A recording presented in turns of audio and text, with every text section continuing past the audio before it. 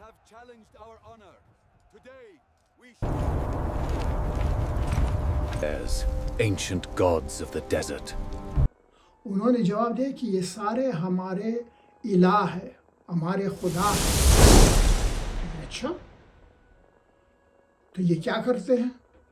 کہا جب ہم پر کھانے کی قلت ہوتی ہے تو یہ ہمیں کھانا دیتے ہیں، جب ہم پر خوشحالی آتی ہے تو یہ ہم پر بارشیں برساتے ہیں، اور جب کوئی دشمن ہم پہ حملہ کرتا ہے تو یہ ہماری حفاظت کرتے ہیں اور ہماری مدد کرتے ہیں، بالآخر یہ ہمیں خدا کے قریب بھی کرتے ہیں۔ جب حضرت ابراہیم علیہ السلام کا دین پوری دنیا میں یعنی پورے عرب میں اس وقت پھیل گیا، سارے لوگ موحد تھے، سب ایک اللہ کی عبادت کرتے تھے، کہیں بھی کوئی بت پرستی نہیں تھی، نہ ہی عرب کے لوگ اس وقت بتوں کو جانتے تھے۔ تو یہ سلسلہ ایسے ہی چل رہا تھا۔ اب وہ زمانہ تھا کہ مکہ پر جرہم قبیلے کی حکومت تھی، ایک چھوٹی سی ریاست تھی، وہ وہی چلا رہے تھے۔ تو اتنے میں اسی زمانے میں ایک اور شخص ظاہر ہوا جس کا نام تھا عمرو ابن لحی۔ یہ قبیلہ خزاعہ کا سردار تھا۔ قبیلہ خزاعہ بھی ایک دوسرا عرب قبیلہ تھا، اور یہ قبیلہ کافی طاقتور تھا۔ عمرو ابن لحی نے یہ پلان بنایا کہ مکہ پر حملہ کرے، اور چونکہ وہاں پہلے سے قبیلہ جرہم کی حکومت قائم تھی پہلے دن سے، اب یہ چاہتا تھا کہ اس پر وہ حملہ کرے، یعنی مکہ پر حملہ کرے اور مکہ پر اپنی حکومت کو قائم کرے۔ اس لیے کہ وہاں زمزم کا چشمہ تھا، اور جیسے کہ آج کل پیٹرول جو ہے وہ عرب میں سب سے زیادہ سرمایہ ہے، تو اسی زمانے میں پانی بڑا سرمایہ ہوا کرتا تھا۔ جہاں جہاں پانی ہوتا تھا لوگ وہیں جاتے اور رہتے، کیونکہ اس کے بغیر گزارا نہیں تھا۔ تو پانی بہت قیمتی چیز ہوا کرتا تھا اس وقت۔ تو عمرو ابن لحی نے دیکھا کہ وہاں پر زبردست قسم کا چشمہ ہے مکہ میں، اور یہ جرہم قبیلہ جو ہے ان کی ریاست ہے وہاں پر، اور یہ جو ہے خوشحال ہے اور انجوائے کر رہے ہیں۔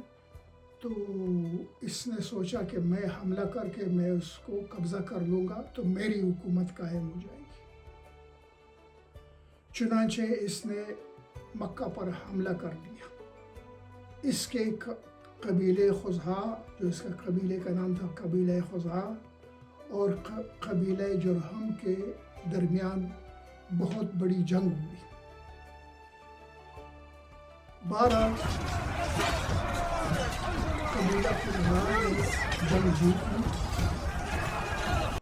اور قبیلہ جرہم وہ جنگ ہار گئے۔ تو قبیلہ خزاعہ کی حکومت مکہ پر قائم ہو گئی۔ اس سے پہلے کہ یہ جنگ کا زمانہ چل رہا تھا، یہ لڑ رہے تھے، جبکہ قبیلہ جرہم کے لوگ یہ سمجھ گئے کہ سامنے والا مقابلہ جس سے ہم کر رہے ہیں، جنہوں نے حملہ کیا ہے، قبیلہ خزاعہ، یہ ہم سے کافی طاقتور ہے اور ہم ہار رہے ہیں۔ تو انہوں نے کیا کیا کہ یہ اگر ہمیں ہرا دے اور ہم سے مکہ لے لے تو اس سے پہلے ہم ان کے لیے کچھ مشکلات پیدا کریں گے۔ تو انہوں نے کیا کیا کہ اس وقت کعبۃ اللہ کے اندر بہت زیادہ خزانہ بھی پڑا ہوا تھا، جس میں 2 دانے سونے کی ہرن بھی تھے۔ تو انہوں نے یہ سارا خزانہ اٹھایا، زمزم کے کنواں میں ڈال دیا، وہ 2 دانے ہرن کے ساتھ سب کچھ، پھر اسے مکمل بند کر دیا، ایسا بند کر دیا کہ اس کا نام نشان ہی نہیں رہا، تاکہ پھر کوئی اس کو دوبارہ ڈھونڈ نہ سکے۔ یہ کام انہوں نے کر دیا۔ اب انہوں نے جنگ ہار لی، قبیلہ خزاعہ نے جنگ جیت لی اور وہ قابض ہو گئے مکہ کے اوپر، اور عمرو ابن لحی جو ان کا سردار تھا وہ رئیس بن گیا۔ تو بہرحال جنگ کے بعد جو بہت سارے لوگ تھے وہ نکل گئے مکہ سے، انہوں نے ہجرت کی، کیونکہ وہ نہیں چاہتے تھے کہ عمرو بن لحی کے حکم کے اندر زندگی گزارے۔ بہت لوگ نکل گئے اور علاقوں میں جا کر بس گئے، لیکن جو لوگ نہیں جا سکتے تھے وہ وہیں پہ رہ گئے۔ بہرحال جب انہوں نے قبضہ کیا، جس کے لیے وہ کر رہے تھے وہ ان کو ملا نہیں، زمزم کا پانی، زمزم کا کنواں۔ بہت انہوں نے تلاش کی، ڈھونڈا، کہیں کوئی نشان نہیں ملا، کیونکہ انہوں نے بھی بڑی ہوشیاری کے ساتھ اس طرح اس کو بند کر دیا تھا، ان کو نہیں ملا۔ بہرحال پانی نہیں ہے، زمزم نہیں ہے، اور ان کی حکومت تو ہے ابھی۔ تو پھر ان کے پاس اور کوئی چارہ نہ رہا عمرو بن لحی کے پاس، اس کے بغیر کہ وہ کئی دور دراز علاقوں سے، مکہ سے کافی باہر، وہاں سے پانی لائے اپنی ضرورتوں کو پورا کرنے کے لیے۔ تو چنانچہ وہ ایسے ہی کر رہے تھے، اسی پہ ان کا گزارا تھا، پانی باہر سے لاتے تھے۔ اور یہ عمرو بن لحی جو تھا، یہ کافی سرمایہ دار آدمی تھا، یعنی مالدار آدمی تھا، اور اس کے ساتھ ساتھ یہ بہت بڑا سخی آدمی بھی تھا، اس میں سخاوت بہت تھی۔ اس کی وجہ سے لوگ اس کی بہت عزت کرتے تھے، اس کا احترام کرتے تھے، اور اس کی ہر بات کو مانتے تھے۔ جو حکم وہ دیتا، یہ عمرو بن لحی اپنے قوم کو لوگ سر آنکھوں پہ مان لیتے تھے، کیونکہ اس کی بہت عزت کرتے تھے۔ تو پھر اس کے بعد جو حاجی حضرات جو پہلے سے بھی آ رہے تھے حج کے لیے، وہ تو ویسے ہی آ رہے تھے، سلسلہ تو جاری تھا، ہر سال لوگ آتے تھے، حج کرتے تھے، قبیلہ جرہم کی حکومت میں بھی اور ابھی عمرو بن لحی کی حکومت میں بھی۔ حکومت بدل گئی، مکہ وہی ہے، لوگ آ رہے حج کر رہے، لیکن صرف ایک کمی ہو گئی کہ وہ جو پانی تھا وہ نہیں ہے ابھی، یعنی زمزم۔ بہرحال لوگ حج کے لیے آتے تھے۔ تو عمرو بن لحی جو بہت سخی آدمی تھا، وہ جتنے بھی حاجی ہر سال حج کرنے کے لیے آتے تھے، جہاں جہاں سے بھی آتے تھے ان سب کا خرچہ وہ اپنے پیسوں سے وہ دیتا تھا، یعنی ان کا خرچہ ان سب کا خرچہ وہی اٹھاتا تھا، یعنی اپنی جیب سے یہ خرچہ کرتا تھا کس چیز کا؟ تمام حاجیوں کے کھانے کا اور ان کو پانی مہیا کرنے کا۔ پانی بھی یہ اپنے خرچے سے مہیا کرتا تھا جبکہ باہر سے آتا تھا، اور ان کا سارے کھانے کا انتظام بھی یہ خود کرتا تھا اپنے ہی پیسوں سے۔ لبيك اللهم لبيك لبيك لا شريك لك لبيك۔ تو یہ زمزم کا کنواں جب بند ہوا،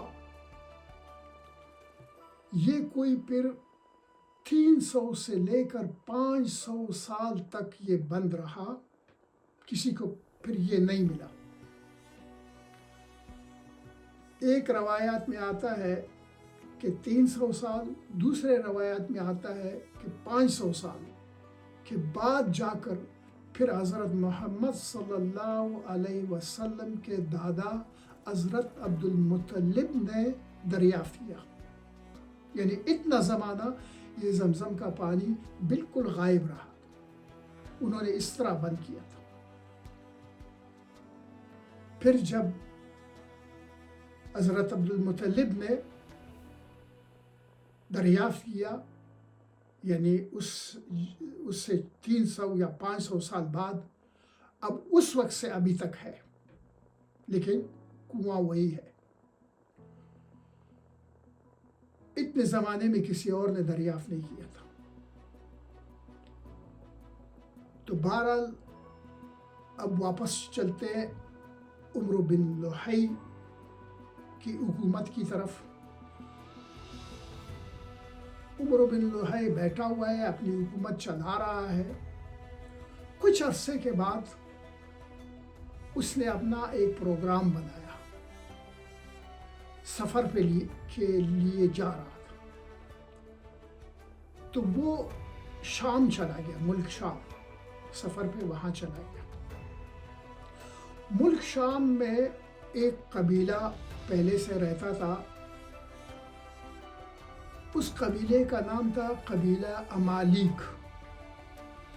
قبیلہ عمالیق سارے بت پرست تھے، بتوں کی عبادت کرتے تھے۔ جب یہ عمرو بن لوحی شام پہنچا، اس نے جب قبیلہ عمالیق کے لوگوں کو دیکھا کہ وہ تو بتوں کی عبادت کر رہے، حالانکہ اس سے پہلے اس نے خود بھی بت نہیں دیکھے تھے، یہ خود بھی اللہ کی عبادت کرتا تھا۔ ان کو دیکھا کہ بتوں کی عبادت کر رہے، تو یہ بڑا حیران ہو گئے کہ یہ لوگ کیا کر رہے ہیں۔ تو جا کر ان سے پوچھا کہ یہ سب کیا ہے، یہ آپ لوگ کیا کر رہے ہو؟ انہوں نے جواب دیا، اور یہ ہے کیا؟ انہوں نے جواب دیا کہ یہ سارے ہمارے الہ ہے، ہمارے خدا ہے۔ کہتے اچھا، تو یہ کیا کرتے ہیں؟ کہا جب ہم پر کھانے کی قلت ہوتی ہے تو یہ ہمیں کھانا دیتے ہیں، جب ہم پر خوشحالی آتی ہے تو یہ ہم پر بارشیں برساتے ہیں، اور جب کوئی دشمن ہم پہ حملہ کرتا ہے تو یہ ہماری حفاظت کرتے ہیں اور ہماری مدد کرتے ہیں۔ بالآخر یہ ہمیں خدا کے قریب بھی کرتے ہیں۔ یعنی اس وقت جو تھے مشرکین مکہ جو تھے، وہ ایسا نہیں جیسے کہ آج کل کے ایتھیسٹ ہے، کہتے خدا ہی نہیں ہے، نعوذ باللہ، تو سب کچھ خود ہی پیدا ہوتا ہے، تو وہ ایسا نہیں تھے۔ وہ خدا کو مانتے تھے کہ بے شک ہے خدا، لیکن ساتھ میں بتوں کی بھی عبادت کرتے تھے، اس لیے وہ مشرک تھے، یعنی اللہ کے ساتھ بتوں کو انہوں نے شریک کیا تھا کہ اللہ تو کر سکتا ہے، لیکن اس بت کے ذریعے یہ بت بارش برسا سکتا ہے، وہ اولاد دے سکتا ہے، وہ کھانا دے سکتا ہے، وہ جو بھی مصیبت ہے وہ دور کر ہر ایک جو ہے ہر ایک چیز کے لیے ایک ایک بت انہوں نے بنا کے رکھا تھا. تو اس بت کی عبادت کرتے تھے کہ یہ بت یہ کام اللہ سے کروا کے دے گا. ہماری تو آواز یعنی ہم تو اللہ تک نہیں پہنچ سکتے، یہ ہے جو اللہ تک ہمیں نزدیک کرتے ہیں. اس لیے وہ بتوں کی عبادت کرتے تھے. تو یہی شرک ہے. تو اس نے جب انہوں نے عمرو بن لحی کو یہ سارا بتا دیا کہ ان کے یہ خدا جو ہے وہاں پر یہ کیا کچھ کر سکتے ہیں ان کے لیے، یہ باتیں عمرو بن لحی کی دماغ میں اچھی نہیں. وہ سوچ میں پڑ گیا، یعنی اس کو یہ آئیڈیا پسند آ گیا. اس نے ان سے کہا تم لوگ ایسا کرو، مجھے ایک بت دے دو، کیونکہ میرے پاس مکہ میں پانی کی قلت، ہم بڑی مشکل سے گزارا کرتے ہیں، باہر سے پانی آتا ہے، بہت ہی مشکل ہے، ہمارے پاس پانی نہیں. تو شاید یہ بت ہماری مدد کر سکے. انہوں نے کہا ٹھیک. تو ایک بت انہوں نے عمرو بن لحی کو دے دیا. جب یہ واپس شام سے مکہ آ رہا تھا تو یہ اس بت کو ساتھ لے کر آیا. تو یہ تھا وہ پہلا شخص عمرو بن لحی جو پہلی بار اس نے جزیرۃ العرب میں بت کو داخل کیا. پھر اس نے لا کر خانہ کعبہ میں رکھ دیا. پھر سب لوگوں کو کہا کہ اللہ کی عبادت ابھی چھوڑ دو، اس بت کی عبادت کرو. اب چونکہ لوگوں میں یہ کافی معزز تھا، لوگ سب اس کی عزت کرتے تھے، سب اس کی باتیں مانتے تھے، اس کا حکم مانتے تھے، تو کسی نے انکار نہیں کیا. تو لوگوں نے پھر اس بت کی عبادت شروع کی، اور اس بت کا نام جو پہلی مرتبہ جزیرۃ العرب میں داخل ہوا، یہ عمرو بن لحی لے کر آیا اور خانہ کعبہ میں رکھا. اس کا نام تھا ابل. یہ پہلا بت ہے ابل جو خانہ کعبہ تک پہنچ گیا. اس کے بعد پھر اور بت بھی آ گئے، ان کے بھی مختلف نام ہیں. وہ پھر نیکسٹ ایپیسوڈ میں کنٹینیو کروں گا. وہ بھی انشاءاللہ ہم جان جائیں گے کہ بت کس طرح اور آ گئے. تو اس طرح سے جزیرۃ العرب میں بت داخل ہوا اور خانہ کعبہ میں لا کر رکھ دیا، اور لوگوں سے کہہ دیا گیا کہ اس کی عبادت کرو، اللہ کی عبادت کو چھوڑ کر. یہاں سے مشرکین مکہ نے جنم لیا.